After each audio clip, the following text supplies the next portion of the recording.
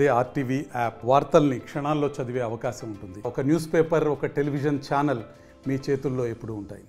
ఆ చేస్తున్న క్రమంలో మా అందరికి కూడా ఒక ఆలోచన వచ్చింది. ఇది ఒక్క రోజుతో దీన్ని సరిపెట్టుకోవద్దు. ప్రతి ఆదివారం కూడా మేము మా కార్యకర్తలము ఇంకెవరైనా పట్టణంలో నుంచి ఏమన్నా సిటిజన్స్ కూడా మాకు తోడైతే శ్రమదానం చేయాలని నిర్ణయించుకున్నాం. ప్రతి ఆదివారం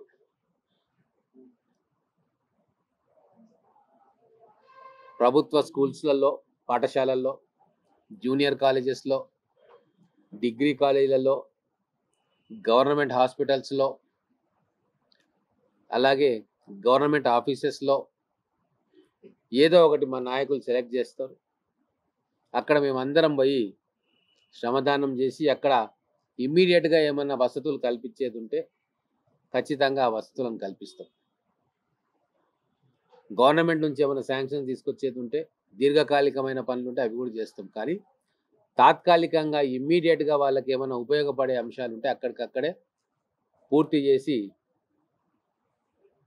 హాస్పిటల్స్ కానీ, స్కూల్స్ కానీ, కాలేజెస్ కానీ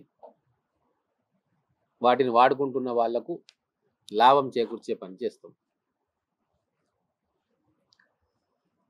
మహాత్మా గాంధీ గారు ఎప్పుడో చెప్పిండ్రు, రాజకీయం అంటే సేవ చేయడం, ప్రజల కష్టసుఖాలను తెలుసుకోవడం, వాళ్ళతోటి మమేకం కావడం, వాళ్ళ సమస్యలను అర్థం చేసుకోవడం, వాటికి పరిష్కారం చూపడం.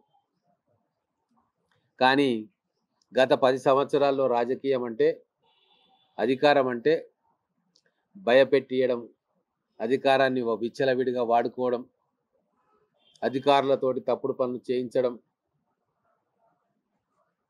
దౌర్జన్యాలు చేయడం, పోలీస్ కేసులు పెట్టడం, ఇది రాజకీయానికి పర్యాయ పదాలు అయిపోయినాయి. కానీ వాటిని అన్నిటినీ కూడా మా కాంగ్రెస్ ప్రభుత్వం వచ్చిన తర్వాత, ముఖ్యంగా మా జిల్లాలో, మన నియోజకవర్గంలో వాటిని మార్చాలనుకుంటా ఉన్నాం. ప్రజలకు అందుబాటులో ఉండి వాళ్ళకు ఉపయోగపడే పనులు చేసి సేవాభావంతో రాజకీయాల్లో ప్రజల మన్ననను పొందాలని చెప్పి మేము అనుకుంటా ఉన్నాం. దానికి ఈ 2 ఉదాహరణలు, బీఈడి కాలేజీలో టాయిలెట్లు కట్టడం సొంత డబ్బులతోటి మేమందరం కంట్రిబ్యూట్ చేసుకున్నాం. అలాగే ఇప్పుడు ఎస్సీ వెల్ఫేర్ స్కూల్స్లో శ్రమదానం చేసి అక్కడ గ్రౌండ్ను క్లియర్ చేయడం. ఇంకా రాబోయే రోజులు అనేక కార్యక్రమాలు ప్లాన్ చేయబోతా ఉన్నాం. ఏదైతే మినిమం టైం లిమిట్ ఉంటుందో ఆ టైం లిమిట్ను పాటించి మీటింగ్లు పెట్టుకున్నాం.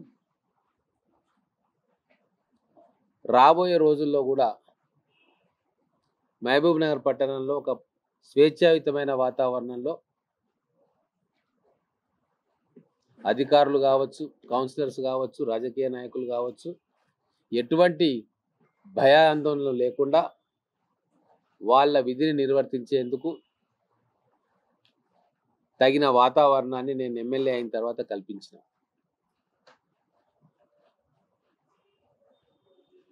రేపు కార్పొరేషన్ కూడా మహబూబ్ నగర్ పట్టణ గౌరవాన్ని పెంచేందుకు, మనకంటే చిన్న పట్టణాలు కూడా కార్పొరేషన్స్ అయినాయి గతంలో. కానీ ఏ కారణం చేతనో మన మహబూబ్ నగర్ ఇంత పురాతనమైన పట్టణం, డిస్ట్రిక్ట్ హెడ్ క్వార్టర్, గతంలో ఉమ్మడి ఆంధ్రప్రదేశ్లోనే పెద్ద జిల్లా, అతిపెద్ద జిల్లా అనంతపురం తర్వాత మహబూబ్ నగర్. ఇంత విశిష్టమైన చరిత్ర కలిగిన మహబూబ్ నగర్కు కార్పొరేషన్ హోదా దక్కలేదు. కానీ నేను వచ్చిన తర్వాత పట్టణంలోని చాలా మందితోటి మాట్లాడినా, ఉండాలే కార్పొరేషన్, మన గౌరవం, మహబూబ్ నగర్ గౌరవం పెరుగుతుంది అని చెప్పి అందరూ అభిప్రాయపడ్డారు. ఈ విషయాన్ని గౌరవ ముఖ్యమంత్రి గారికి కూడా తెలియజేసిన, అధికారులకు తెలియజేసిన, ముఖ్యమంత్రి గారు ఒప్పుకున్నారు. త్వరలోనే కార్పొరేషన్ గురించి ప్రకటన వస్తుంది. వాళ్ళు అధికారికంగా కార్పొరేషన్ వైశాల్యం ఎంత ఉండాలి, ఏంది అనేది అధికారులు మనకు చెప్తారు. కానీ ఒక్కటి మాత్రం, కార్పొరేషన్ అయిన తర్వాత మన మహబూబ్ నగర్ కేటాయించే బడ్జెట్లో ఖచ్చితంగా గతంలో కంటే ఎక్కువ బడ్జెట్ మన మహబూబ్ నగర్ కేటాయించుకుంటాం. కేంద్ర ప్రభుత్వం నుంచి కూడా మహబూబ్ నగర్కు రావాల్సిన నిధులు రెట్టింపు సంఖ్యలో నిధులను తీసుకొచ్చే అవకాశం ఉంటుంది. దాని మీద కేంద్రంలో ఉన్న బీజేపీ నాయకత్వంతో కూడా సంప్రదిస్తాం. ఇక్కడ ఎంపీ గారు బీజేపీ పార్టీకి చెందిన వ్యక్తి, వారి సహకారం కూడా తీసుకొని ఖచ్చితంగా ఈ రాబోయే 4 సంవత్సరాల్లో చాలా పెద్ద ఎత్తున నిధులు సమీకరించి మహబూబ్ నగర్ని క్లీన్ అండ్ గ్రీన్ సిటీగా ఖచ్చితంగా మారుస్తాం. మరిన్ని వీడియోస్ కోసం ఛానల్ ని సబ్స్క్రైబ్ చేయండి. లేటెస్ట్ అప్డేట్స్ కోసం వాట్సాప్ ఛానల్ ని ఫాలో అవ్వండి. ఆ లింక్ డిస్క్రిప్షన్ లో ఉంది.